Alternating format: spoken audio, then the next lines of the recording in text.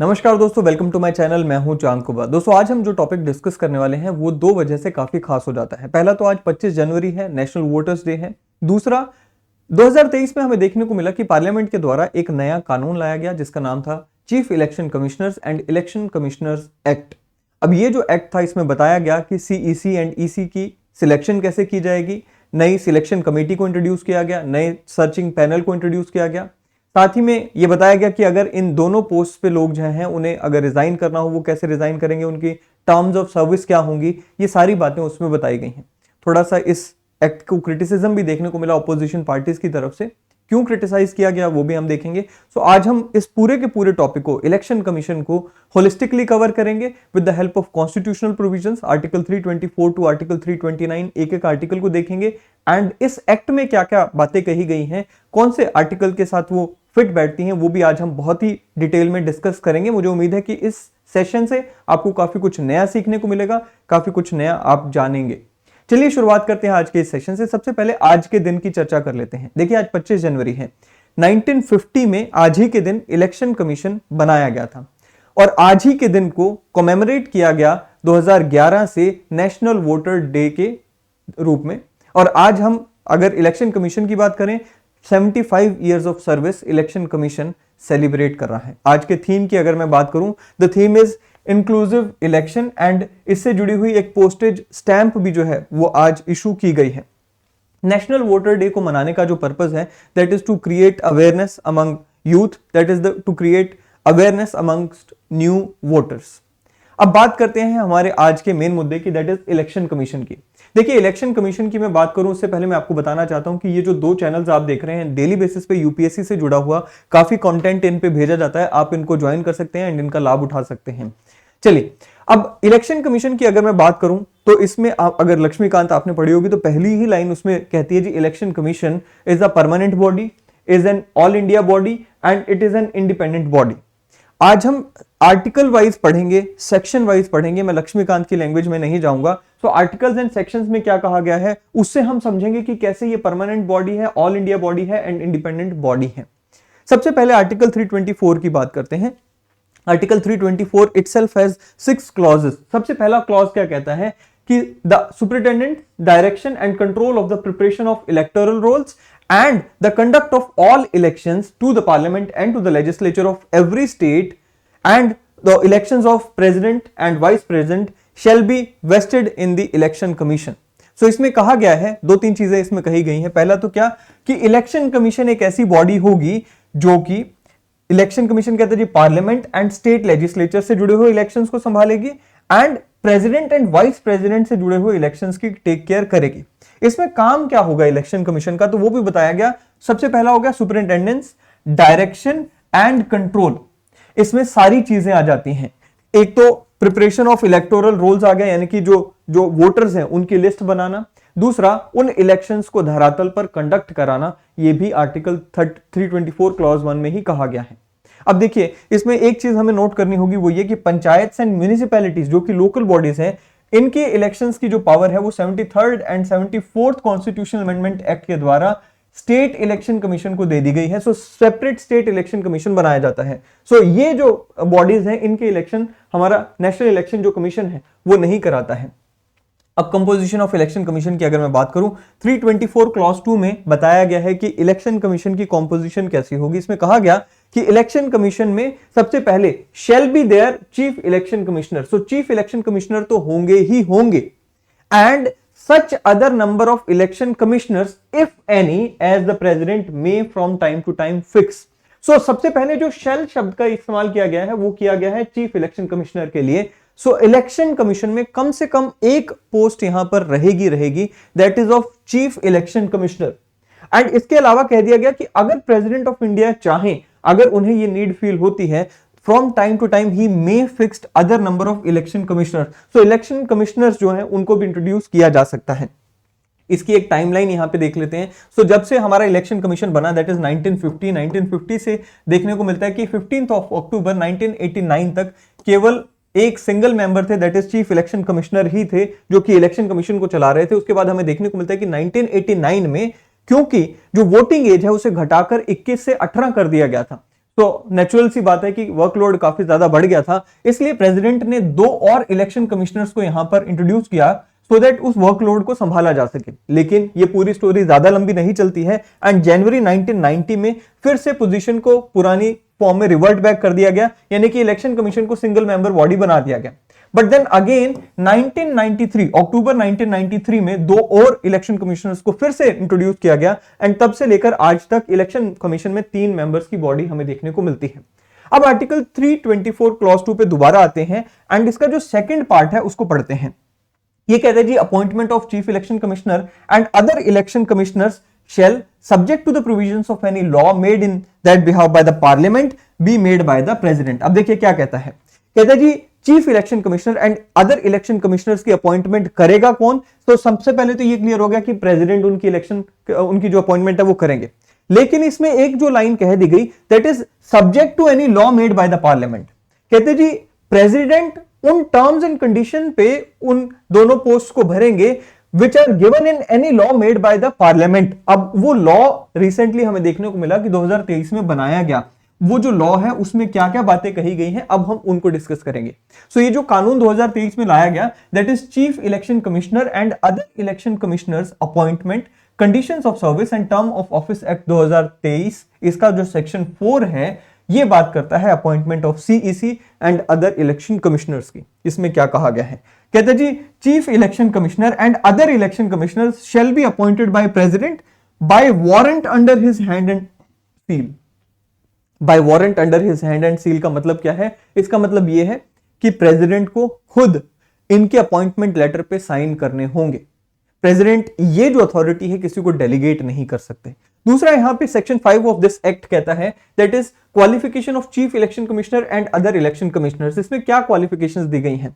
इसमें सबसे पहले यह कहा गया है कि कोई भी ऐसा व्यक्ति जो कि कम से कम गवर्नमेंट ऑफ इंडिया में सेक्रेटरी रैंक पे ऑलरेडी पदास्थान हो, यानी कि उसमें काम कर रहा हो, या फिर उससे काम करके आ चुका हो यानी कि रिटायर हो चुका हो, कम से कम secretary to the government of India level का वो व्यक्ति होना चाहिए। दूसरी इसमें कंडीशन है कि ही शैल और she shall be a person of integrity and तीसरी इसमें जो कंडीशन दी गई है he or she shall have the knowledge and experience of managing and conducting the elections। so ये 3 कंडीशंस को अगर कोई व्यक्ति फुलफिल करता है तो उसे कंसीडर किया जा सकता है इलेक्शन कमिश्नर या फिर चीफ इलेक्शन कमिश्नर की पोस्ट पर ड्यूटी देने के लिए। सो कौन सी होगी? पहला तो ये who are holding or have held the post equivalent to the rank of secretary to the government of India, पहली कंडीशन। दूसरी इंटीग्रिटी का पर्सन होना चाहिए एंड तीसरा नॉलेज ऑफ इलेक्शंस होनी चाहिए। तो कैसे इलेक्शन होंगे और कैसे उसको मैनेज किया जाता है वो पता हो, तो ये कंडीशंस है। फिर सेक्शन 6 ऑफ द एक्ट क्या कहता है? कहते जी आपको इन दोनों पोजीशंस को भरने के लिए सबसे पहले एक सर्च कमेटी बनानी होगी। ये जो सर्च कमेटी बनेगी इसमें 3 लोगों को रखा गया है। सबसे पहले तो उसमें लॉ मिनिस्टर हो गए इंडिया के, that is minister of law and justice, and इसमें दूसरे जो है 2 अदर ऐसे मेंबर्स होंगे who are government officials who are not below the rank of secretary to the government of India. तो ये जो 3 लोग हैं इनका एक कमेटी बनेगी, सर्च कमेटी बनेगी, एंड ये सर्च कमेटी 5 नेम्स का एक पैनल बनाएंगे।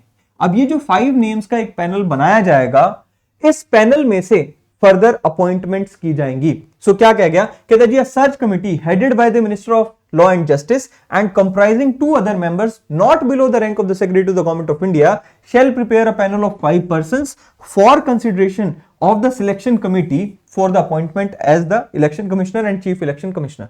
तो देखिए सबसे पहले सेक्शन 6 में कहा गया है सर्च कमिटी, अब selection committee section 7 of the act में कहा गया है। सिलेक्शन कमिटी कहती है कि भाई देखिए जो यहां पे 5 लोगों की लिस्ट बनी है, उन 5 लोगों में से किन्हीं एक व्यक्ति को ये जो सिलेक्शन कमिटी है रिकमेंड करेगी प्रेसिडेंट ऑफ इंडिया को for the post of chief election commissioner and किन्हीं 2 लोगों को रिकमेंड करेगी for the post of election commissioners. और इस जो सिलेक्शन कमेटी है इसमें होगा कौन कौन? कहता जी इसमें सबसे पहले तो प्राइम मिनिस्टर होंगे as the chairman of this committee.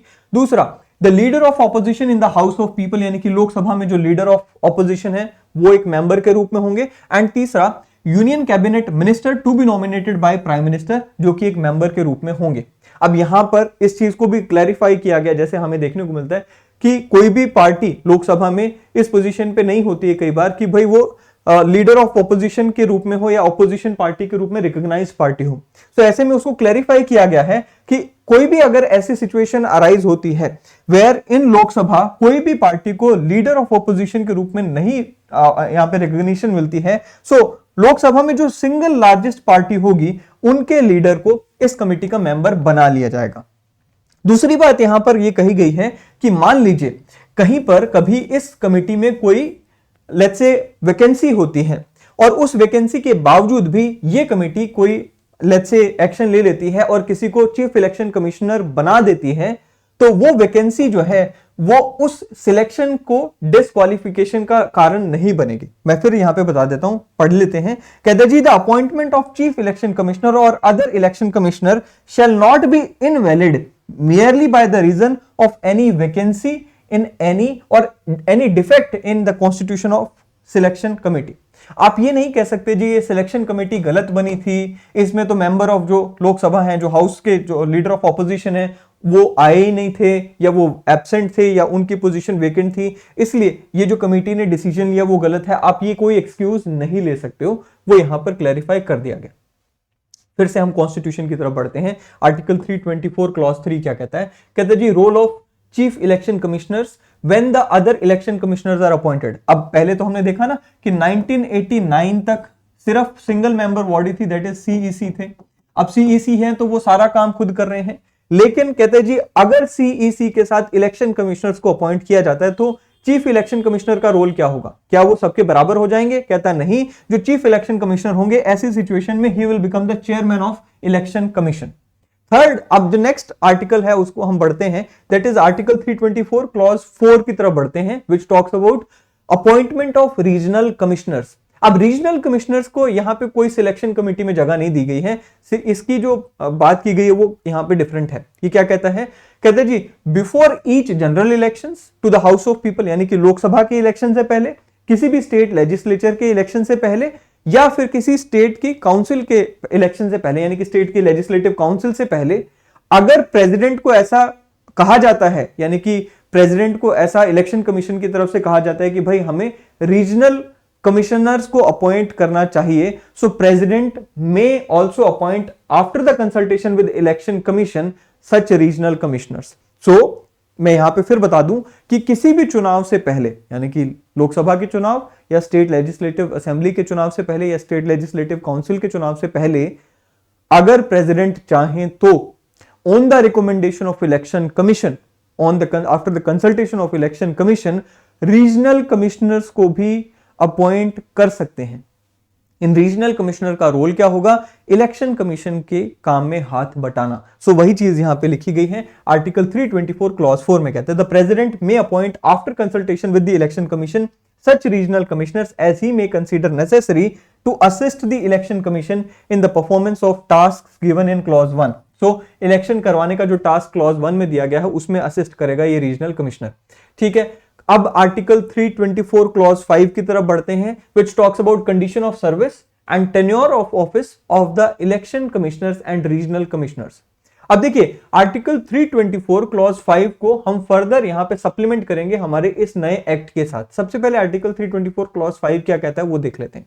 कहता है जी subject to the provisions of any law made by the parliament. ये लाइन इंपॉर्टेंट है, ये लाइन इंपॉर्टेंट है क्योंकि यहां पे ये कह दिया गया कि ये जो आप कंडीशन ऑफ सर्विस पढ़ने जा रहे हो ना इन लोगों की, इलेक्शन कमीशन, रीजनल कमिश्नर, इन सबकी जो सर्विस की आप कंडीशंस को पढ़ने जा रहे हो, these all are subject to the provisions of any law made by the parliament. यानी कि अगर पार्लियामेंट कोई कानून बनाती है तो वो कानून इन सब पे हावी हो जाएगा। क्या कहता है? कहता है जी subject to make law made by the parliament the condition of service and tenure of office of the election commissioner and regional commissioner shall be such as the president may by rule determine. तो सबसे पहले तो यहां पर ये देख लो कि president को ही ये पावर दी गई है कि अगर कोई कानून नहीं है इस बाबत तो प्रेसिडेंट ऑफ इंडिया यहां पे सर्विस कंडीशंस निर्धारित करेंगे बाय द रूल्स। दूसरा यहां पे कहा गया है कि chief election commissioner shall not be removed from his office accept in manner that is likely of the जजेस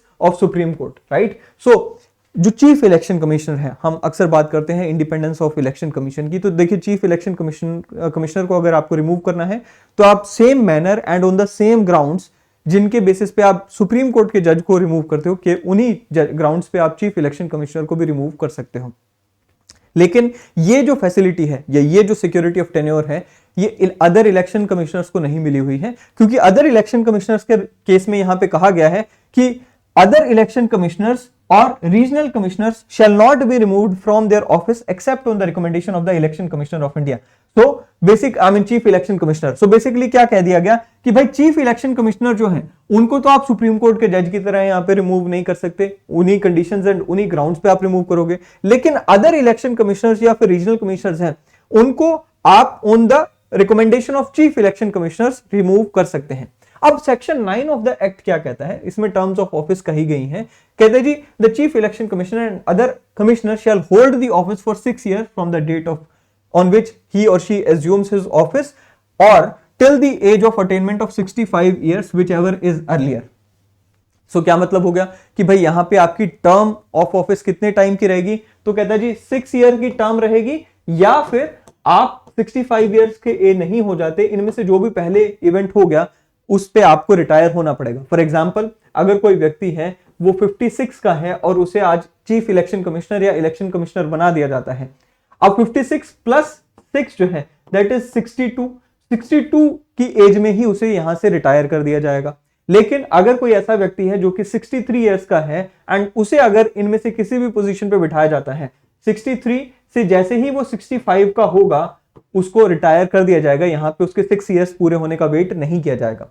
कहते हैं जी the chief election commissioner and other election commissioner shall not be eligible for reappointment. एक बार किसी को अगर appoint कर दिया गया किसी भी पोजीशन में, उसे रीअपॉइंट नहीं किया जाएगा। अब यहां पर यह चीज को ध्यान रखना होगा कि जो चीफ इलेक्शन कमिश्नर हैं इन्हें दोबारा सीईसी नहीं बनाया जा सकता, लेकिन जो इलेक्शन कमिश्नर्स हैं उन्हें ईसी बनाया जा सकता है।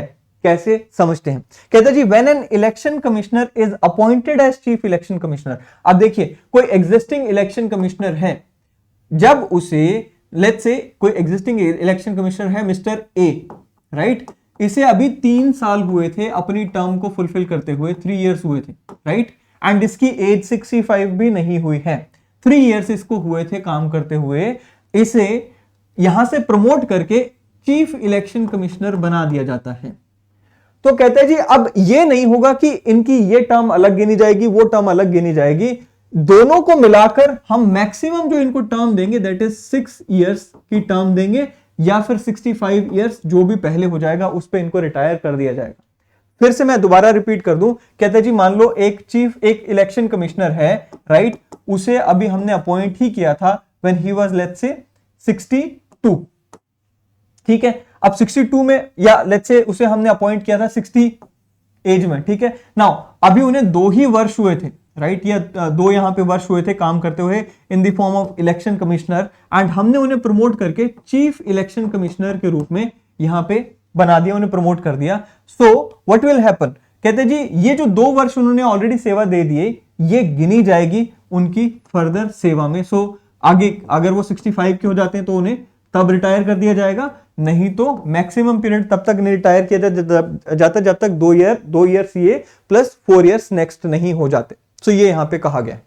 सेक्शन 10 सैलरी की बात करता है एंड बाकी पर्क्स की बात करता है। सो इसमें अगेन वही चीज हमें देखने को मिलती है कि चाहे सीईसी है या फिर इलेक्शन कमिश्नर है, दोनों की जो सैलरी होगी, कहते जी वो जो सैलरी होगी it will be equivalent to the जज ऑफ सुप्रीम कोर्ट। दोनों को डियरनेस अलाउंस भी मिलेगा which will be equivalent to the जज ऑफ सुप्रीम कोर्ट। तो ये यहां पर कहा गया। सेक्शन 11 बात करता है रेजिग्नेशन और रिमूवल की। अब देखिए चाहे वो सीईसी हो या फिर इलेक्शन कमिश्नर हो, कोई भी अगर रिजाइन करना चाहता है they may resign by writing under his hand address to president, वो अपना रेजिग्नेशन लेटर लिख के रिजाइन कर सकते हैं।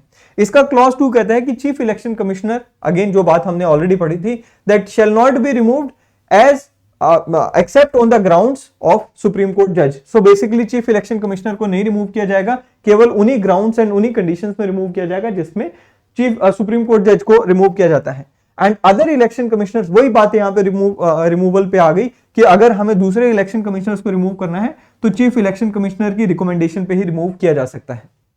सेक्शन 16 ऑफ द एक्ट क्या कहता है, that is protection of chief election commissioner and other election commissioners.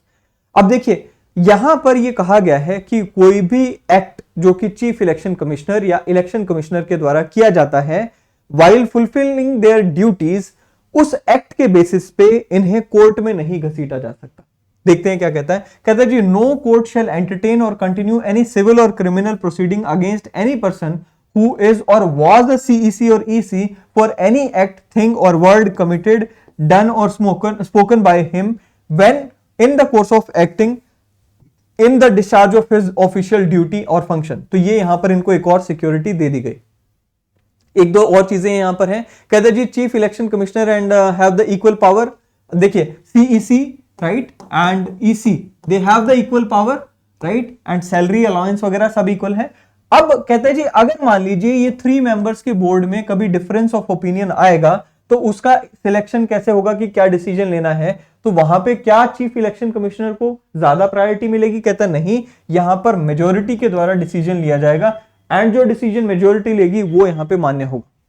Staff requirement की अब बात की गई है आर्टिकल 324 क्लॉज 6 में, और यहां पर यह कहा गया है कि प्रेसिडेंट या फिर गवर्नर ऑफ द स्टेट ये दोनों ही बाध्य होंगे किसी ऐसी रिक्वेस्ट को फुलफिल करने के लिए जहां पर इलेक्शन कमीशन कहता है कि हमारे इलेक्शन कमिश्नर्स को या फिर रीजनल कमिश्नर्स को कोई स्टाफ की जरूरत है। अगर इनके द्वारा कोई रिक्वेस्ट रेज की जाती है प्रेसिडेंट को या फिर गवर्नर ऑफ द स्टेट को स्टाफ की, तो वो रिक्वेस्ट को फुलफिल किया जाएगा। फिर कहते हैं जी आर्टिकल 325 क्या कहता है? No person to be ineligible for inclusion. Now अब हम इलेक्शन कमीशन से थोड़ा बाहर आ रहे हैं। अब इलेक्शन कमीशन से बाहर आकर हम वोटिंग की तरफ बढ़ रहे हैं, वोटिंग राइट्स की तरफ बढ़ रहे हैं। अब आर्टिकल 325 में 2 बातें कही गई हैं। पहला तो ये कि भाई सभी जो इलेक्शंस हैं, चाहे वो लोकसभा के इलेक्शंस हैं या फिर स्टेट लेजिस्लेटिव असेंबली के इलेक्शंस हैं, इन सभी इलेक्शंस के लिए सिंगल रोल बनाया जाएगा, यानी कि वोटर लिस्ट जो है वो एक ही बनाई जाएगी। ऐसा नहीं है कि पार्लियामेंट्री इलेक्शंस के लिए अलग वोटर लिस्ट बनेगी, स्टेट लेजिस्लेटिव असेंबली के लिए अलग वोटर लिस्ट, ऐसा नहीं होगा।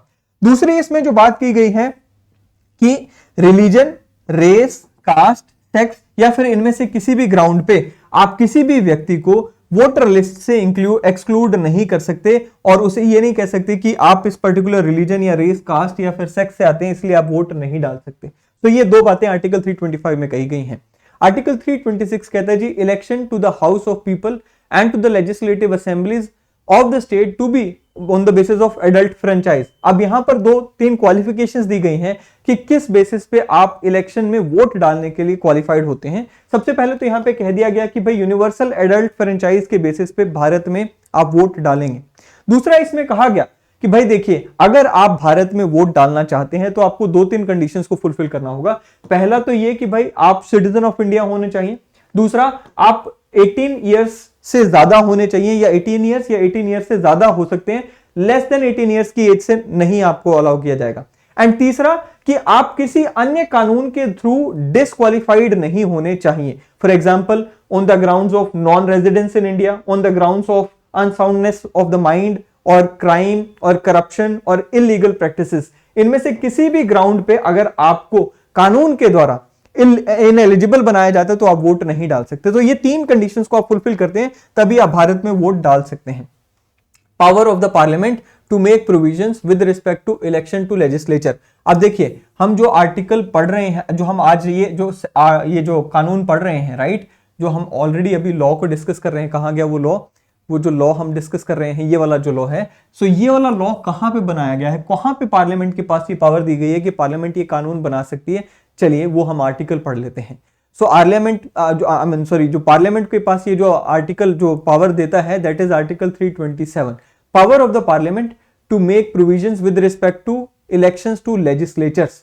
कहा गया है कि पार्लियामेंट के पास ये पावर होगी कि पार्लियामेंट में from time to time make provisions with respect to all matters relating to or in connection with elections to the house of parliament. So parliament अपने खुद के यानी कि लोकसभा या राज्यसभा से जुड़े हुए मुद्दों को इलेक्शंस के लिए या फिर स्टेट लेजिस्लेचर के इलेक्शंस के लिए यहां पर कानून बना सकती है, including the preparation of electoral rolls, delimitation of constituencies and all matters necessary for securing the due constitution of such houses. So basically क्या है, आर्टिकल 327 के तहत जो डिलिमिटेशन कमीशन से जुड़े हुए कानून बनते हैं वो भी इसी के तहत बनते हैं। और यही पावर 328 में स्टेट लेजिस्लेचर्स को भी दी गई है। स्टेट लेजिस्लेचर्स को भी कहा गया है कि अपनी स्टेट के कानून, अपनी स्टेट में इलेक्शन से जुड़े हुए कानून बनाने के अधिकार स्टेट के पास है, बट ये जो कानून स्टेट बनाएगी, they should not be in conflict with the provisions of the constitution as well as any law made by the parliament on the same matter. So अगर कोई ऐसा कानून जो कि स्टेट लेजिस्लेचर के द्वारा बनाया जाता है with respect to the elections to the legislature of the state, और ये कानून अगर इन दोनों से कहीं पे कंफ्लिक्ट में आता है तो वो कानून नहीं यहां पे वैलिड होगा। सो ये जो दो कानून हैं इनको ज्यादा वैलिडिटी दी गई है। फिर आता है आखिरी हमारा clause, that is bar to interference by any court in electoral matters. अब देखिए यहां पर आर्टिकल 329 में कहा गया है, कहते हैं जी notwithstanding anything in the constitution validity of any law relating to the delimitation of constituencies or allotment of seats to such constituencies or made or purported to be made by under article 327 or 328 shall not be called in any question in any court of law. So basically article 327 और 328 के तहत कोई बनाया गया कानून जो है उसे आप यहां पर क्वेश्चन में नहीं ला सकते, कोर्ट में उसे चैलेंज नहीं कर सकते अगर वो कानून डिलिमिटेशन से डील करता है। दूसरा यहां पे कहता है कि भाई कोई भी ऐसा इलेक्शन, चाहे वो हाउस ऑफ पार्लियामेंट से जुड़ा हुआ इलेक्शन हो या फिर स्टेट लेजिस्लेचर से जुड़ा हुआ इलेक्शन हो, उसे भी हम क्वेश्चन में नहीं ला सकते except by the authority or except by an election commission presented to such authority and in such manner as may be provided under any law made by the appropriate legislature. So अगर कानून हमें allow करता है, किसी तरीके से allow करता है कि भाई हम उस तरीके से किसी चुनाव को चैलेंज कर सकते हैं, एंड इट इज देयर कि कानून हमें ये पावर देता है कि हम चैलेंज कर सकते हैं, उसके अकॉर्डिंग ही हम यहाँ पे चैलेंज कर सकते हैं, अदरवाइज कोर्ट में किसी इलेक्शन को चैलेंज नहीं कर सकते। सो ये था जी हमारा इलेक्शन कमीशन से जुड़ा हुआ नया कानून, कॉन्स्टिट्यूशनल प्रोविजंस को हमने कवर किया। सो ये सारे मुद्दों पे बात की। मुझे उम्मीद है कि ये सेशन में मैंने होलिस्टिकली इस पूरे मुद्दे पे बात की है एंड लक्ष्मीकांत की लैंग्वेज से हटके मैंने यहाँ पे बात करने की कोशिश की है कि किस तरह से आर्टिकल्स में बातें कही गई हैं, सेक्शंस में बातें कही गई हैं। सो अगर ये सेशन पसंद आए तो वीडियो को लाइक करना ना भूलें, शेयर करना ना भूलें एंड चैनल को सब्सक्राइब करना ना भूलें। अगले सेशन में मिलेंगे, till then thank you, have a great day.